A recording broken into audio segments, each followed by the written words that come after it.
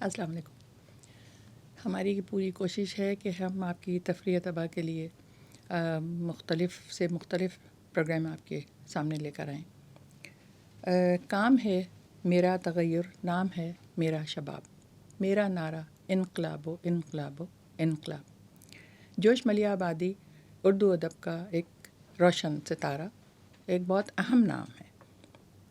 ہماری نئی نسل مجھے لگتا ہے کہ شاید اس طرح سے نہیں پڑھ پائی ہے جوش صاحب کو جس طرح سے ان کا حق تھا. ہم نے بہرحال ان کو بہت پڑھا، اور میں نوجوان نسل سے ضرور کہوں گی کہ یہ شاعر انقلاب کو ضرور پڑھیے. آج 5 دسمبر ہے اور جوش ملیح آبادی کا 131واں یوم ولادت. آپ نہ صرف اپنی مادری زبان اردو میں ید طولہ رکھتے تھے، بلکہ عربی، ہندی، فارسی اور انگریزی میں بھی عبور حاصل تھا. اپنی اس خداداد لسانی صلاحیتوں کے وسط آپ نے قومی اردو لغت کی ترتیب و تالیف میں بھی بھرپور علمی معاونت کی.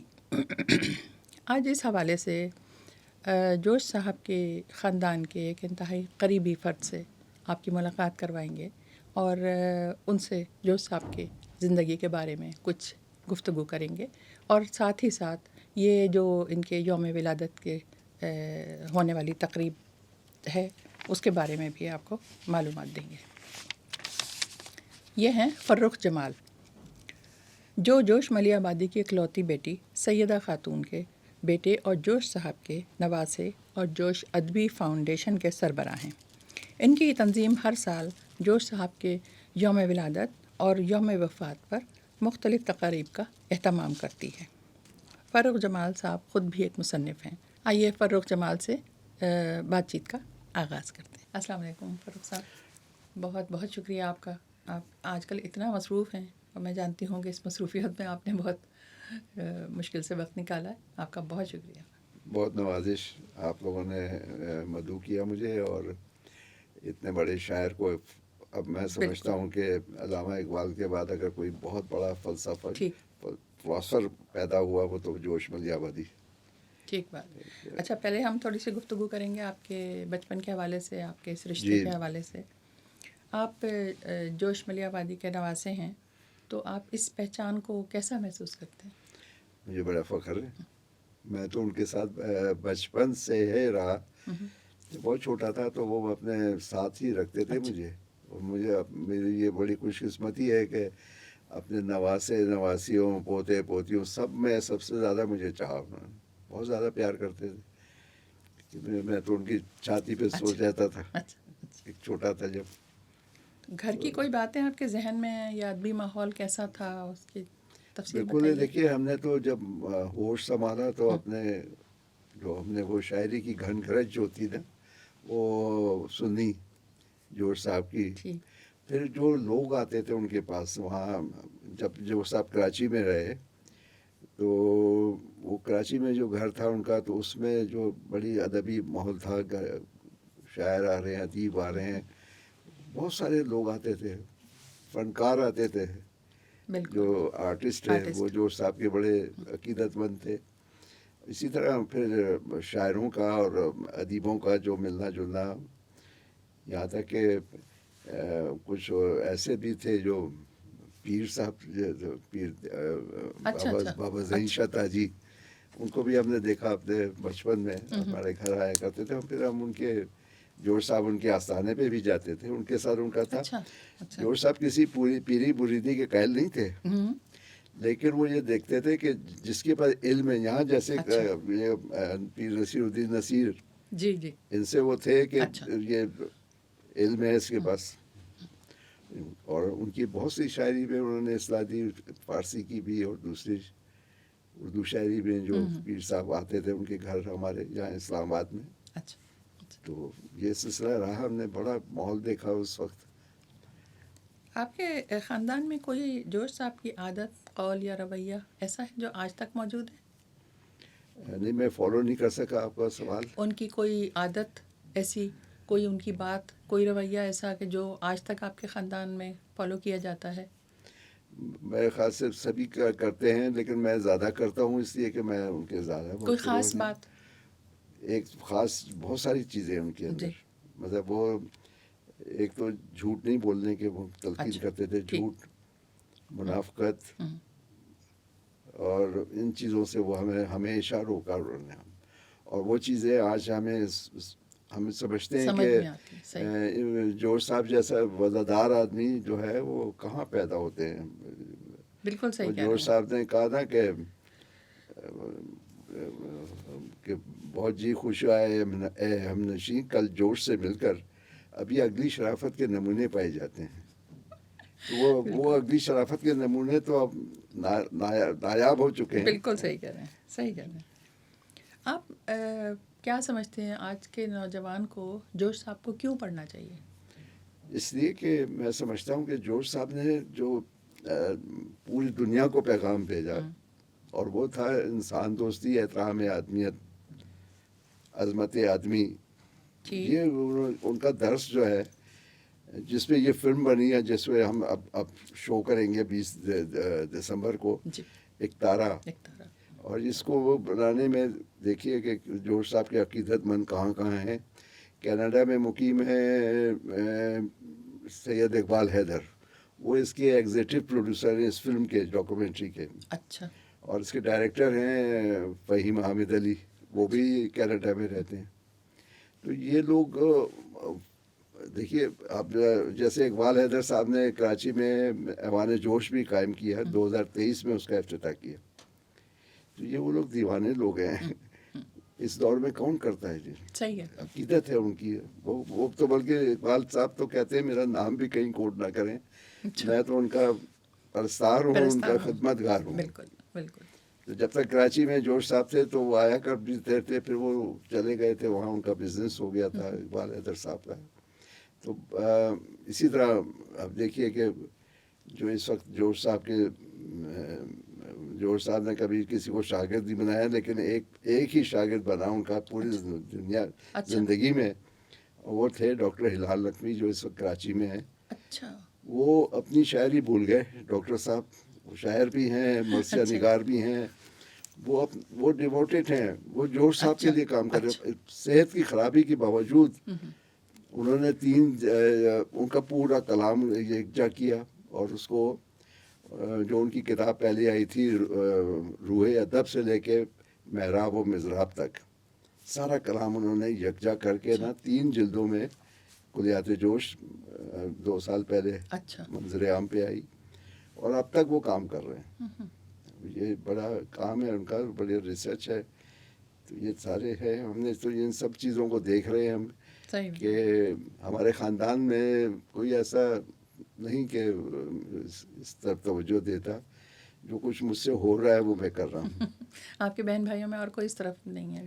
شاعری کی طرف کوئی نہیں ہے. میری تھی، بس وہ لگاؤ نہیں ہے اس طرح کا. لیکن یہ کہ کر رہے ہیں کچھ کام جس کے یہ بھی اللہ تعالیٰ کی طرف سے ہوتا ہے. دیکھیے وہ ہم اپنے لوگوں کو، میں اپنے خاندان کے لوگوں کو کہتا ہوں، وہ احمد فراز کا شعر ہے، شکوائے ظلمت شب سے تو کہیں بہتر تھا، اپنے حصے کی کوئی شمع جلاتے جاتے.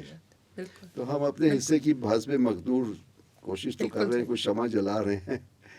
تو یہ ہے. اچھا، آپ عملی زندگی میں جوش صاحب کے خیالات سے آپ کس طرح متاثر ہیں؟ آپ کے عملی زندگی میں کس طرح؟ میں نے کہا نا کہ وہ انہوں نے درس دیا ہمیشہ سچائی کا، انسان دوستی کا. اب وہ اسی پہ چل رہا ہوں میں. ٹھیک. نفرتیں اور یہ وہ غصہ تو وہ بھی کر لیتے تھے، لیکن وہ دل میں نہیں رکھتے تھے. تھوڑی دیر میں وہ بالکل نارمل ہو جاتے تھے. بالکل بالکل. اور بس ہمیں ایک یہ تھا کہ لفظ کی وہ ادائیگی جو ہے، اچھا، اگر وہ تلفظ غلط کوئی بول جائے تو وہ چاہے وہ بادشاہ ہو یا کوئی ہو، وہ ٹوک دیتے تھے. وہ اس کی پرواہ نہیں کرتے. آج کل کے بچوں کی اردو سننے کے بعد آپ کو کیسا لگ رہا ہوتا ہے؟ یہ ان کو پڑھنا چاہیے. یہ کتابیں نہیں پڑھتے بچے آج کی نسل. کتب بینی کی طرف آئی نہیں، بک ریڈنگ کی طرف آئیں تو پھر ان کو پتہ، یہ تو جاتے ہیں آرام سے نیٹ کھولتے ہیں اور جو اپنے مطلب کی چیز ہوئی اس کو تلفظ کی اتنی زیادہ غلطیاں، اتنا غلط بولتے ہیں. بالکل ہے. میں وہ ہمارے فلم آرٹسٹ تھے جو جوش صاحب کے بڑے عقیدت مند تھے، اور جب جوش صاحب لاہور جاتے تھے تو ان کے گھر کے ٹیرس کے اوپر ایک بڑی اچھی نشست ہوتی تھی، اور فلم آرٹسٹ محمد علی اور زیبا جو ہیں وہ جوش صاحب ہندوستان میں بھی بہت سارے فلم آرٹسٹوں سے رہا، ان کا دلیپ صاحب جیسے بڑے پرستار تھے.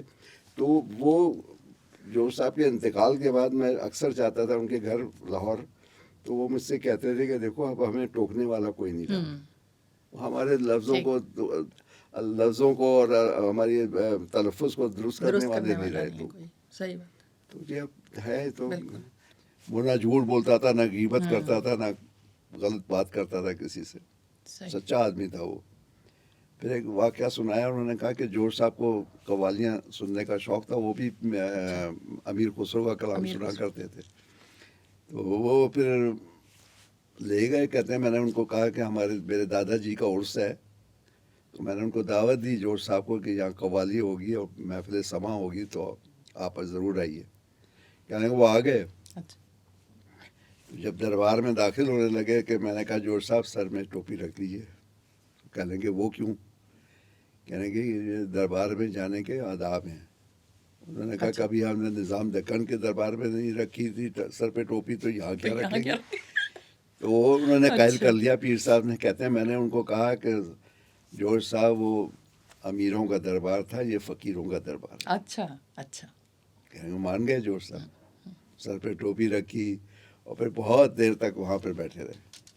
وہ ان کے اندر تھا وہ جوہر تھے، اور پھر بعض چیزیں ان کے اندر بڑی وہ تھی. میں دیکھتا تھا کہ وہاں کے اندر وہ واقعہ ہونے والا ہے بتا دیتے تھے. جیسے یہ سکوت ڈھاکہ ہوا، انہوں نے یادوں کی بارات میں بھی لکھا ہے، اور وہ لکھا ہے کہ میں جب مجھے کسی نے بلایا وہاں مشاعرے کے لیے اور میزبان ایئرپورٹ پہ آیا، تو میں نے اس کو کہا کہ میں نے کچھ عجیب آوازیں سنی ہیں. انہوں نے کہا کیسی؟ کہہ رہے کہ میں جب سیڑھیاں اتر رہا تھا جہاز کی تو آوازیں آ رہی تھیں ہم تمہارے ساتھ نہیں رہنا چاہتے، ہم علیحدہ ہونا چاہتے ہیں. تو وہ لوگ سمجھے کہ ویسی، انہوں نے ہنسا کر کہ وہ آپ کا وہم ہے. کہیں گے کچھ عرصے کے بعد ہی وہ علیحدہ ہوا، پھر مشرقی پاکستان علیحدہ ہو کے بنگلہ دیش بن گیا. تو وہ یہ تین چیزیں. اچھا، جوش صاحب کی زندہ دلی کا کوئی مزاح کا کوئی واقعہ؟ بہت زیادہ. دیکھیں وہ تو برجستہ جملے ایسے بول جاتے تھے، بالکل کہ کہہ جاتے تھے، اور وہ ایک تاریخ کا حصہ ہو گئے. اور بہت اچھے لفظ بولے انہوں نے. جیسے وہ مولانا مودودی صاحب کے بارے میں، ان کی دوستی تھی آپس میں حیدرآباد دکن سے. تو ان کو جب پتھری ہوئی مولانا کو، تو جوش صاحب عیادت کے لیے گئے، کہتے ہیں مولانا یہ تم پہ اللہ عذاب کر رہا ہے. مذاق کیا تھا کہ وہ تمہیں اندر سے سنگسار کر رہا ہے. جب مجھے کراچی میں گیا لاسٹ ٹائم، تو وہاں آرٹس کونسل میں جو عالمی اردو کانفرنس، تو افتخار عارف صاحب کے ساتھ بیٹھے تھے، تو وہاں خوش بخش شجاعت مل گئی مجھے. تو انہوں نے میرا تعارف کرایا کہ یہ جوش صاحب کے نواسے ہیں. تو کہہ لیں گے آپ کو وہ واقعہ پتہ ہے؟ مزے کی بات ہے. میں نے کہا جی سنا ہوا ہے میں نے. اسی طرح تلفظ پہ جیسے تھا، جیسے پی ٹی وی پہ کراچی میں ان کو مدعو کیا گیا. اسلم اظہر صاحب کو بڑا وہ تھا، جب وہ آئے وہاں باہر سے، وہ بالکل ایک ویسٹرن ٹائپ انسان تھے. تو افتخار عارف صاحب مجھے بتاتے ہیں کہ وہ اس وقت وہاں پہ کراچی ٹی وی میں ایک اسکرپٹ ایڈیٹر تھے. تو کہہ رہے ہیں وہ آئے تھے جی ایم، اور وہ انگریز ٹائپ آدمی تھے، اور آ کے کہنے لگے کہ بھائی میں نے سنا ہے کہ یہاں پہ جوش ملیح آبادی بڑا زبردست آدمی ہے، اس سے ملواؤ. تو وہ کہنے لگے کہ میں نے کہا چلیے. اس زمانے میں جوش صاحب کراچی میں رہے، قیام تھا ان کا. تو وہ لے آئے گھر پہ، اور کہہ رہے ہیں کہ پہلی دفعہ ہی اردو میں پکڑے گئے وہ.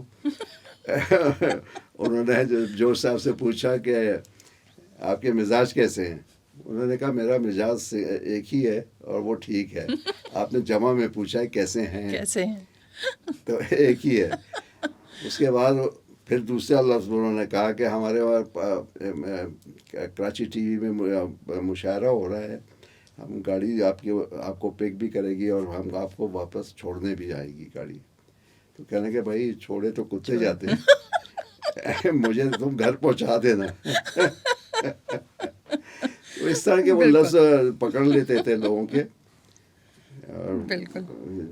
جب بھٹو صاحب نے بلایا ان کو جی، اور اس وقت ان کو 74-75 کی بات ہے یہ، اچھا تو وہ یہاں بلا لیا تھا اسلام آباد. انہوں نے کہا ہم نے آپ کو ملازم نہیں رکھا ہے، آپ کی مرضی ہے، آپ کراچی میں بھی رہنا چاہو. انہوں نے کہا نہیں میں اسلام آباد پریفر کرتا ہوں. یہاں آئے تو ان کو فلم اینڈ پبلیکیشن کا ایڈوائزر لگا دیا. اچھا جو فرسٹ ملاقات ان کی ہوئی سیکٹری انفارمیشن اس وقت تھے نسیم احمد صاحب. اچھا اور انہوں نے جو لفظ بولا نا کہ آپ کی رہائش گاہ کہاں ہے، تو جو صاحب چونکے، کہتے ہیں آپ نے جو لفظ بولا ہے یہ بڑا بد مسئلہ ہے، آپ نے شاید چھوٹے رہنے سے چھوٹی یہ لگا کے تو رہائش بنا دیا اس کو. اس طرح سے تو لیٹنے سے لٹائش بھی ہو سکتا ہے، کھانے سے کھلائش بھی ہو سکتا ہے. وہ کہتے ہیں ان کا ایک رنگ آ رہا تھا جا رہا تھا، کیونکہ وہ زوم میں تھے کہ بھائی ہم 22 گریڈ کے آدمی کو انہوں نے ٹوک دیا. تو انہوں نے یہ کہا کہ میری کوئی میٹنگ ہے، بعد میں آپ سے ملاقات ہوگی. اور پھر انہوں نے بھٹو صاحب کو ایک فائل موو کر دی کہ ان کو ڈسمس کر دیا جائے. تو وہ کہتے ہیں کہ بھٹو صاحب تو میرے عقیدت مندوں میں سے تھے.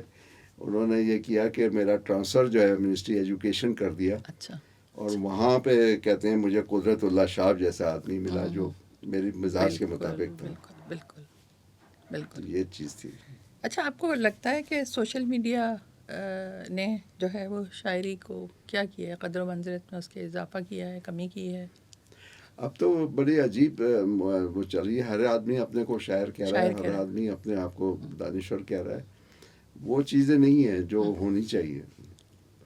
شاعری اتنی آسانی، اور شاعری جو ہے یہ خدا داد صلاحیت ہے. یہ نہیں کہ اب ہر آدمی یہ کہے کہ میں ہیں اچھے ابھی بھی کہنے والے نوجوان. نہیں سیکھنا تو یہ تو قدرتی ہے، قدرتی ہے. بابا ہمارے کہتے تھے کہ صبح جب بیزار ہو جاتے تھے وہ بہت جلدی صبح 2:30 بجے 3 بجے تو وہ اپنے لکھنے پڑھنے کا کام کرتے تھے. اور بعض دفعہ بہت دیر تک وہ لکھتے رہتے تھے. تو ہم آ کے کہتے تھے بابا آپ کا اپنا نہانا دھونا کرتے تھے، غسل کرنا، پھر وہ اپنا ناشتہ ان کا. تو کہتے تھے جب تک وہ آمد ہو رہی ہے میں کہیں ہل نہیں سکتا. وہ کہتے ہیں شاعر جو ہے وہ تو ریسیور ہے، میسنجر کون ہے یہ ہمیں بھی نہیں پتا، ہم تو ریسیو کر رہے ہیں. صحیح بات ہے. یہ کیفیت ہوتی تھی. وہی بڑے لوگ بھی تھے. جی بالکل بالکل صحیح کہہ رہے ہیں. تو آج جیسے ان کی اب آ رہی ہے یوم ولادت، جی تو وہ تو کہتے ہیں مجھے تو یہ بھی نہیں پتہ تھا. انہوں نے یادوں کی بارات میں لکھا ہے اپنی ولادت کا واقعہ کہ مجھے یہ نہیں، یہ اس بوند بھر زندگی کو ابھنے کے لیے میں اس کون و فساد میں کب لایا گیا یہ بھی مجھے پتہ نہیں. صحیح میری دادی چونکہ ہمارے خاندان میں اس وقت تاریخ ولادت لکھنے کا رواج نہیں تھا، تو میری دادی جو ہے وہ اس خاندان کی مورخ تھیں. اور انہوں نے بتایا کہ تم 5 دسمبر کو پیدا ہوئے تھے 1898. تو کہنے لگے کہ کہیں پہ یہ سنا کہ 1896. تو وہ انہوں نے یادوں کی بارات میں یہ لکھا ہے کہ اب یہ میں اس کو 1896 اس لیے کہتا ہوں کہ 2 سال اور بوڑھا ہو جاؤں جوتی کی نوک پہ. تو وہ پھر اس کی تحقیق کی ڈاکٹر ہلال نقوی نے. اور انہوں نے پوری تحقیق کے بعد ان کا سن ولادت جو ہے 1894. اب گوگل پہ ادھر ادھر سب جگہ پہ وہ 96 ہے، کوئی 98 لکھتا ہے، لیکن ایکچولی 1894 ہے ان کا. 5 دسمبر تو ان کا. اور وہ کہتی ہیں کہ ہاں بس مجھے اتنا یاد ہے کہ تم صبح 4 بجے پیدا ہوئے تھے. اب دادی نے ان کی. تو میں نے یہ کہا ایک جگہ پہ ابھی سوشل میڈیا پہ ایک بیان دیا تھا میں نے، 4 بجے کا جو ٹائم تھا جب ان کی وفات ہوئی ہے وہ بھی اس وقت صبح کے 4 بجے تھے. 22 فروری 1982. اچھا وہی صبح 4 بجے اتفاق ہے. اچھا، یہ باقی باتیں کرنے سے پہلے میں یہ مجھے خیال آیا کہ پوچھوں آپ کو ڈانٹ کتنی پڑی ہے نانا سے؟ ہاں پوچھ لیں. ڈانٹ کتنی کھائی ہے آپ نے اور کس ڈانٹ بات کے اوپر زیادہ؟ ڈانٹ کبھی کبھی ہم بھی غلط اردو بول جاتے تھے، اس میں فوراً ٹوک دیتے تھے، اچھا اور وہ چونکہ محبت زیادہ کرتے تھے مجھ سے، میں نے ایک دفعہ خط لکھا، وہ مجھے گھر کا انہوں نے نام، مجھے اصل نام سے تو وہ جانتے نہیں تھے، اچھا تو وہ مجھے قلندر کہتے تھے، اچھا قلندر اور قلنوا محبت میں کر دیا تھا انہوں نے، ویسے تو وہ قلندر کہتے تھے. اچھا تو میں نے اپنا کراچی میں تھا اس زمانے میں، بابا اسلام آباد میں تھے، خط لکھا، میں نے اپنا اصل نام لکھ دیا، ناراض ہو کے جب ان کا جواب آیا تو وہ بڑے برہمی کا تھا، بہت برہم ہوئے کہ میں تمہیں نہیں جانتا کہ تم کون ہو. اچھا میں نے تو اپنے بیٹے کو لکھا تھا، اچھا، اس نام کو نہیں قلندر جانتا. کو، ٹھیک. میں تمہیں نہیں جانتا. پھر میں نے ان کو منا لیا تھا، خیر مان جاتے تھے. ظاہر ہے. اچھا، جورج صاحب کے ورثے کو آپ نے کافی حد تک محفوظ رکھا ہے، اس یہ میں کچھ مشکلات آئیں؟ بہت ساری مشکلات، بہت ساری وہ ہیں. میں نے اس پہ ایک ٹیبل دیکھی تھی جس پر بیٹھ کر جورج صاحب ہاں لکھا وہ کرتے تھے. ٹیبل اب آج کل وہ ڈاکٹر ہلال نقوی کے پاس ہے. اچھا وہ یہ کراچی میں جب یہ ہمارے ماموں کا گھر بک رہا تھا تو وہاں بڑی خستہ حالت میں تھی وہ. پھر وہ ایک ہمارے شاعر ادیب ہیں وہاں کراچی میں، ڈاکٹر عقیل عباس جعفری، تو ہمارے ماموں کے بچوں کے پاس وہ گئے، اور جب ماموں کا گھر بک رہا تھا کہ بھائی یہ میز مجھے دے دیں، تو انہوں نے کہا آپ لے جائیں. اچھا تو پھر وہ میز لے کے انہوں نے وہیں سے سامان پہنچا دیا ڈاکٹر ہلال نقوی کے پاس کہ وہ صحیح حقدار تو وہی ہیں. پھر انہوں نے اس کو اپنی اصل حالت میں برقرار رکھا. جی، کیونکہ وہ بڑی ٹھیک ٹھاک صاف ستھری ہے اور بڑی ابھی میں پچھلے درس جب میں گیا تو گھر گیا ان کے لال نقوی صاحب کے، تو وہ میز ساتھ اپنی تصویریں لی میں نے، انہوں نے، اور کہا کہ یہ وہی میز ہے جہاں پہ تم نے ان کو بچپن میں دیکھا ہوگا پڑھتے ہوئے. میں نے کہا بالکل ایسے ہی ہے. وہ بہت مثلا اس کو اپنے اصل حالت میں لے کے آئے. جی جی. اچھا، آپ اپنے کچھ جو منصوبے ہیں جورج صاحب کے بارے میں، یا ان کے نام کو مزید فروغ دینے کے بارے میں؟ دیکھیے اب یہ کچھ سال پہلے جب متحدہ قومی موومنٹ اپنے اقتدار میں تھے یہ لوگ، اس وقت الطاف حسین بھی تھے. اچھا، عروج پہ تھے جب. عروج پہ تھے بالکل. اس زمانے میں نے کراچی میں ان کے نام سے شاہراہ کو کرایا، جوش ملیح آبادی روڈ. تو اس وقت میری بڑی بھابھی کے رشتے دار تھے بابر غوری. ان کو میں نے فون کیا، تھوڑی سی ان کے ساتھ گرمی بھی ہو گئی میری. ہاں، وہ کچھ انہوں نے بیہیو ایسا کیا، تو میں نے کہا آپ کا تو ہمارا گھریلو تعلق ہے اور آپ اس طرح سے، تو وہ تھوڑے سا وہ ہوئے. اس کے بعد دوبارہ فون کر کے مجھ سے کہہ رہے ہیں کہ اب بتاؤ کیا کام تھا تمہارا. میں نے کہا بھائی دیکھیں، خدا نہ کرے کہ میں اپنے کسی ذاتی کام جو ہے آپ سے کے سامنے دستے سوال بنوں. میں تو یہ کہنا چاہ رہا تھا کہ جب معین اختر کی ڈیتھ ہوئی تھی، ابھی ان کی تدفین بھی نہیں ہوئی تھی، تو ان کے نام سے ایک پارک مختص کر دیا تھا SIM نے، اور ایک سڑک. تو میں نے کہا کیا جورج صاحب کا مقام اتنا بھی نہیں ہے؟ تو انہوں نے کہا کہ نہیں، کیوں نہیں ہے بھائی، وہ تو بہت بڑا نام ہے. پھر ان کے ساتھ ہی رضا ہارون، اس وقت وہ غالباً وزیر بلدیات تھے، انہوں نے معقول آدمی تھے، انہوں نے مجھے کہا کہ آپ مجھے سمری بھیجیں، میں وہ انشاءاللہ. اس کے بعد پھر میں نے ان سے ایک اور کام لیا. میں نے کہا دیکھیں اب ایک کام تو ہو گیا، ان کے نام سے شاہراہ ہو گئی کراچی میں. اب یہ کریے کہ ایک ان کو سرکاری اعزاز سے ابھی تک نہیں نوازا گیا جب سے وہ ہجرت کر کے آئے 1956 میں، ٹل جب تک 1982 میں ان کی ڈیتھ ہوئی. تو انہوں نے کہا کہ آپ کو میں ایک وے بتاتا ہوں، راستہ صحیح. انہوں نے کہا آپ ایک سمری بھیجیں ان کو. گورنر سندھ تھے عشرت العباد، کہہ رہے کہ یہ جورج صاحب کی عقیدت مند ہیں، اور ان کو آپ بھجوائیے، دیکھیے وہ ہوگا کام. ہوا اس پہ. پھر وہ اس کی اپروول ہوئی 2012 میں. ان کو ہلال امتیاز دیا گیا. اور یہاں اس وقت زرداری صاحب پریزیڈنٹ تھے پہلے ٹینور میں اپنے. اس دور میں ہوا تھا. لیکن یہ کتنے افسوس کی بات ہے کہ یہ باتیں ان کو کہی جا رہی تھیں یا یہاں دیکھیں اسلام آباد میں بھی میں نے ان کے نام سے اشارہ کرائی. نواز شریف صاحب کے پہلا دور تھا وہ. اس وقت میں نے وہ سی ڈی اے کے چیئرمین تھے انجینئر معروف افضل معروف احمد ایسے کچھ نام تھا ان کا.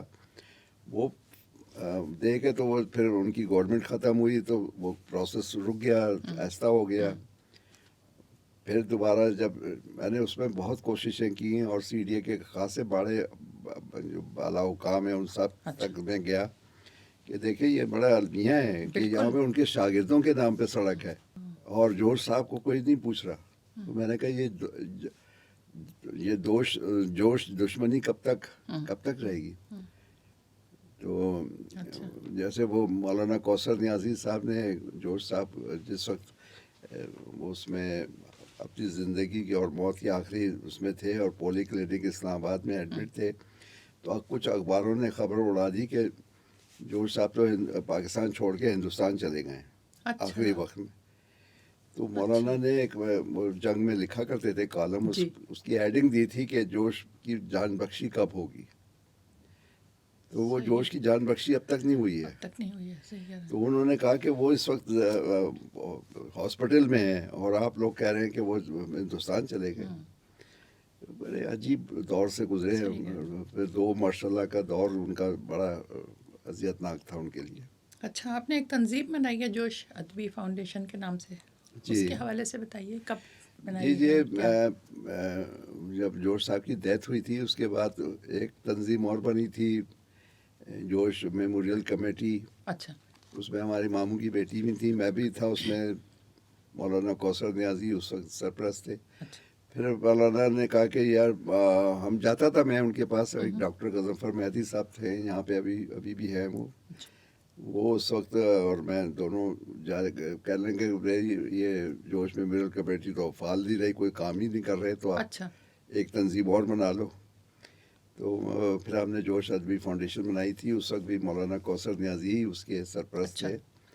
پھر ان کی ڈیتھ کے بعد ڈاکٹر غضنفر مہدی چلاتے رہے. اب وہ چونکہ ضعیف ہو چکے ہیں خاصے, اب میں ہی ہوں سر اس کو چلا رہا ہوں. اور اس کا ایم یہی تھا کہ پروجیکٹ جو ہمارا تھا کہ جوش صاحب کی تصانیف جو ہیں ساری آنی چاہیے منظر عام پہ. بالکل. پھر یہ ان کا جو ڈیز ہوتے ہیں جیسے یوم ولادت ہے یا یوم وفات ہے, اس پر کوئی سیمینار کرا دیا. تو وہ اب چل رہا ہے سلسلہ کتابیں. تو کچھ ماموں کے ہمارے بچوں کے پاس ابھی ایک رہ گئی ہے, باقی تو سب کلیئر ہو گیا. ایک رہ گئی ہے جو حرف آخر. اور اس کے بارے میں جوش صاحب کو بڑی وہ تھی, پوری زندگی کا نچوڑ ہے وہ حرف آخر جو ہے. کوئی 35-40 اب ان کے ماموں کے بچوں کے دسترس میں, اور وہ ان کی پتہ نہیں کیا ترجیحات ہیں, وہ اب نہیں شائع کر رہے. اچھا, تو یہ ہے کہ باقی سارا کلام آ گیا. جی جو ہمارے پاس تھا, جو جہاں تک میں کر سکا میں نے بہت کیا ان کے لیے. اب تک کر رہا ہوں میں. تو ساری زندگی انہوں نے جتنا ہمارے لیے کام کیا ہے, جتنا آج کل کہاں کون, جس میں ہماری نانی کا میں نام لوں گا کہ نانی جو تھی ہماری, وہ ہمارے نانا تو دنیا داری میں نہیں تھے, وہ اپنے شعر و شاعری میں رہے. بالکل. تو سارا کچھ تو وہی کرتی تھی. بالکل. ہمارے فادر تو بہت پہلے دنیا سے چلے گئے. ہم چھوٹے تھے. پھر نانی ہماری کفالت کی ہم لوگوں کی, سب کی نانا نے کی. اور اپنی بیٹی کو جدا نہیں کیا انہوں نے. میری والدہ جو تھیں سعیدہ خاتون نام تھا ان کا. تو ہمارے ایک ہی بیٹی, ایک بیٹی تھی ایک بیٹا. تو وہ بیٹی سے بہت محبت کی انہوں نے. جب ان کی شادی ہو رہی تھی ہماری والدہ کی, انہوں نے یادوں کی بارات میں لکھا ہے کہ میرے دادا وہیں کے مدی آباد سے ہی تھا. ان کے ہمارے جو فادر تھے جوش صاحب کے بہت قریبی رشتے دار تھے, اور وہ چونکہ وہ پڑھے لکھے تھے علی گڑھ کے, وہ گریجویٹ کے زبانی کے.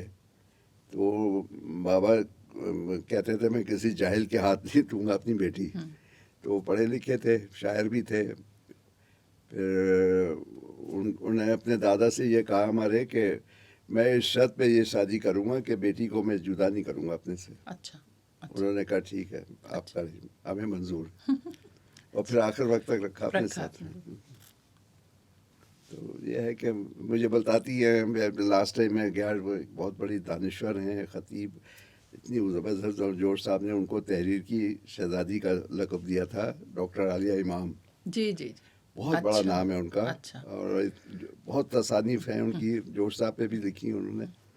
تو مجھے ابھی لاسٹ ٹائم جب میں گیا پچھلے سال ان کے گھر، تو کہہ رہی ہے تمہیں پتہ ہے جب تمہارے والد کی ڈیتھ ہوئی تو میں اوپر گئی، جوڑ صاحب کے پاس جاتی تھی اوپر، وہ اوپر پورشن میں رہتے تھے، ہم لوگ نیچے. کہہ رہے کہ وہ کہیں ہمیں جانا تھا جوڑ صاحب کے ساتھ، تو نیچے ہوتے تو بیٹی کے پاس گئے، تو وہ افسردہ بیٹھی تھیں. والد کی ہماری ڈیتھ ہوئی تھی، ابھی تازہ ہی تھا ان کا غم. تو پوچھنے لگے کیوں اداس ہو؟ اچھا. کہنے لگے وہ التفات یاد آ رہے ہیں. میرے والد کا نام التفات احمد خان شاہب ملیح آبادی تھا، شاہب ان کا تخلص تھا. اچھا. کہنے لگے اس کی جفائیں کو تلاش کرو تو تم بھول جاؤ گی اس کو. تو ہماری والدہ نے کہا ابا انہوں نے مجھ سے کبھی جفائیں کی نہیں. تو بڑا تاریخی واقعہ سنایا ڈاکٹر عالیہ امام نے مجھے، بڑا اچھا آئیڈیا دیا انہوں نے بھولنے کا. جی دیکھیں، وہ ان کو ایک صاحب وہاں گئے مشاعرے میں کراچی، میں ساتھ تھا ان کے. وہ لڑکیوں کا کوئی کالج تھا، اسکول تھا. تو ان کی پرنسپل نے ان کو مدعو کیا کہ یہ بچیاں آپ سے بات چیت بھی کریں گی، آپ ان کو کلام سنائیں، اپنی بات چیت کریں. جب وہاں وہ انہوں نے گئے، بڑی گھنگرج بات چیت. تو جب ایک لڑکی نے سوال کیا کھڑے ہو گئے کہ آپ کی عمر اتنی ہو گئی ہے اور آپ کی آواز میں آج بھی وہی گھنگرج ہے، اس کی کیا وجہ ہے؟ وہ کہنے کہ بیٹھ جاؤ. اس کے بعد انہوں نے کہا کہ آواز میں گھنگرج اس لیے کہ میں آفریدی پٹھان ہوں، اور تم کو کس نے کہا کہ میں بوڑھا ہو گیا؟ پھر انہوں نے وہ ایک ربائی سنائی، بگڑا ہوا ہر طور نظر آتا ہے، بدلا ہوا ہر دور نظر آتا ہے، حیرت ہے کہ آئینہ جب میں دیکھتا ہوں بوڑھا سا کوئی اور نظر آتا ہے. بہت اچھے. تو یہ ہے کہ وہ عقل کی بات کرتے تھے، لاجک کی. بالکل. دیکھیں جو اقبال تھے، علامہ اقبال، ان کی اور جوڑ صاحب میں تھوڑا سا ڈفرینس یہ تھا کہ وہ عشق کی بات کرتے تھے اقبال جو ہے، اور جوڑ صاحب نے ہمیشہ عقل کی بات کی. عشق بھی عقل سے کیا. وہ تو وہ تو جذبات میں. اب دیکھیے ان کے عشق کا یہ داستان کہ خواتین لڑکیاں جو ہیں وہ وجیز انسان تھے، خوبصورت انسان تھے. مجھے کہتے تھے کہ اب مجھے لوگ کہتے ہیں آپ جوڑ صاحب سے بہت ملتے ہیں. بالکل. مجھے وہ کہتے تھے بابا ہمارے کہ تمہاری بہت شکل ملتی ہے. میں نے کہا وہ آپ اپنے واقعے سناتے تھے. وہ آخری جو ان کا عشق تھا، وہ لڑکی ان کے اوپر عاشق ہو گئی، 20 سال کی لڑکی، اور وہ 80 کے قریب ہو گئے تھے. اب وہ اس کو سمجھائیں کہ تمہاری عمر میں اور میری زمین، وہ لاہور کی رہنے والی تھی. وہ خاتون آج کل وہ ادھر ہی ہیں. اچھا. میں جانتا ہوں ان کو، اسلام آباد میں ہے، گارڈن ایک جگہ ہے. جی رہتی ہیں. تو ان کے پھر اب نانا اور نواسے کا کم ہو گیا تھا تعلق. وہ بالکل ایک فرینڈ کی طرح سے مجھ سے رازداری کیا کرتے تھے. تو وہ ایسا بھی ہوتا تھا. مثلا انہوں نے جو کتاب لکھی یادوں کی بارات، وہ بڑی متنازع ہو گئی. انہوں نے اس میں اپنے ماشقے لکھ دیے، 18 ماشقے.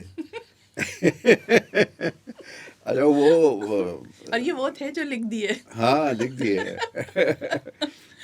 وہ ہماری اماں بتاتی نہیں، ایک خاتون تھیں، ان کا نام پھر وہ وہاں پہ انہوں نے ڈسکلوز نہیں کیا تھا.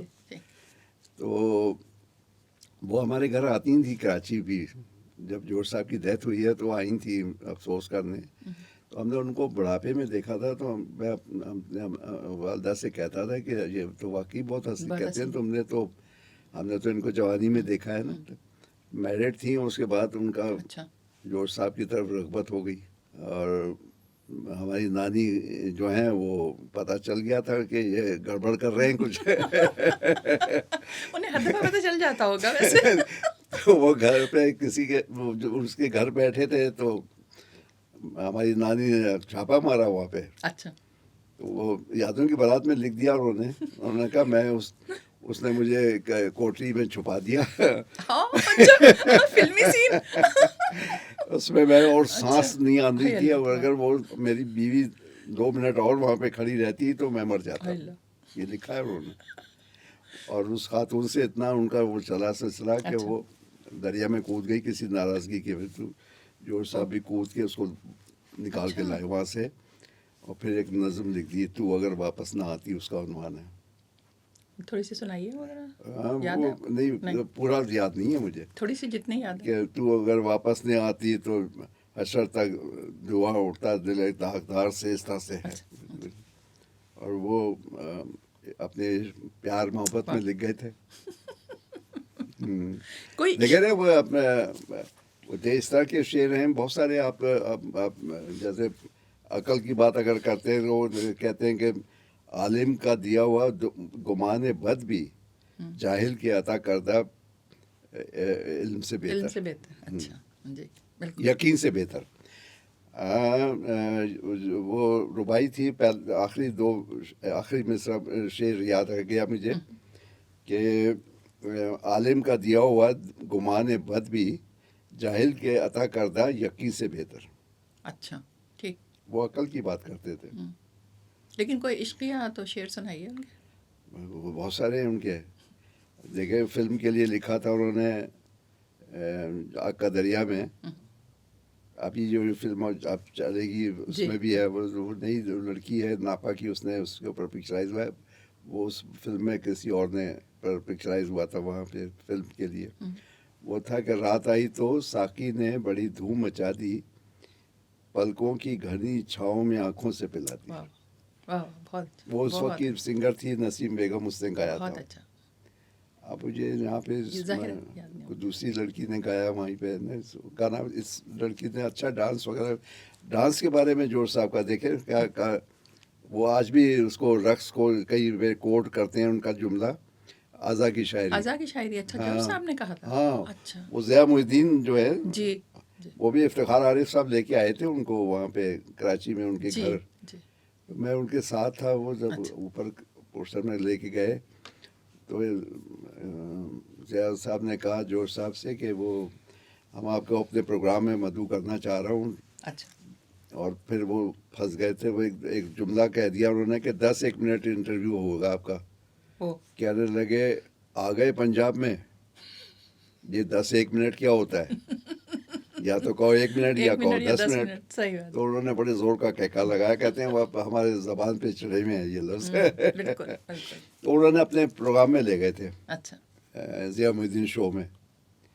تو وہاں ایک ڈانسر تھیں ایمی منوالا, فلموں کی ڈانسر تھیں. انہوں نے وہ ڈانس کیا. اس زمانے میں بھٹو صاحب کا دور تھا, تو اس کو ابھی پردہ نہیں پہنایا گیا تھا اس پی ٹی وی کو. تو وہاں پہ اس نے ڈانس کیا. جب وہ ڈانس ختم ہوا تو انہوں نے کہا کہ بتائیے جورج صاحب کیسا لگا یہ رقص. کہہ لگے یہ رقص کہاں تھا, یہ تو جمناسٹک تھی. کہتے اچھل کود کر رہی تھی یہ. تو اصل تو رقص جو ہے اس کا وہ تو آزا کی شاعری کا نام ہے. وہ کوڈ کرتے ہیں ہم لوگ اس کو. جی یہ بات تھا بالکل. تو کس کو پسند کرتے تھے وہ رقص میں, یا کس کو نہیں وہ مطلب وہ اچھا رقص جو ہے وہ جس میں کلاسیکل ڈانس. ٹھیک.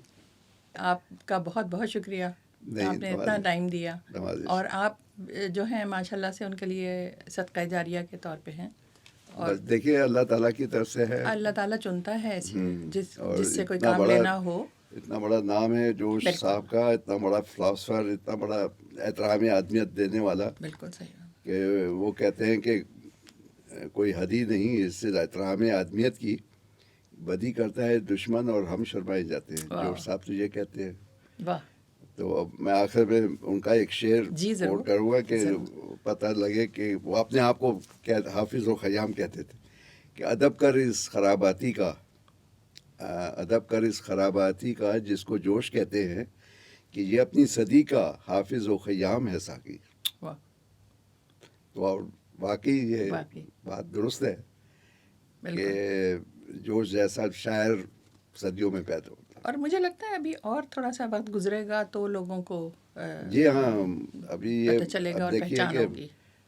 جوش کی جو فکر کو جو ہے وہ آگے جو مستقبل کی روح جو ہے وہ پوجے گی. بالکل انشاءاللہ انشاءاللہ. انشاءاللہ. فاروق جمال صاحب بہت شکریہ. بہت آپ کا شکریہ بہت نوازش آپ کی. آپ کو کیسا لگا یہ پروگرام؟ اور آپ دیکھیے کہ جب اللہ تعالیٰ چنتا ہے کسی کو تو اس سے کیسے کیسے کام لیتا ہے. بہت شکریہ.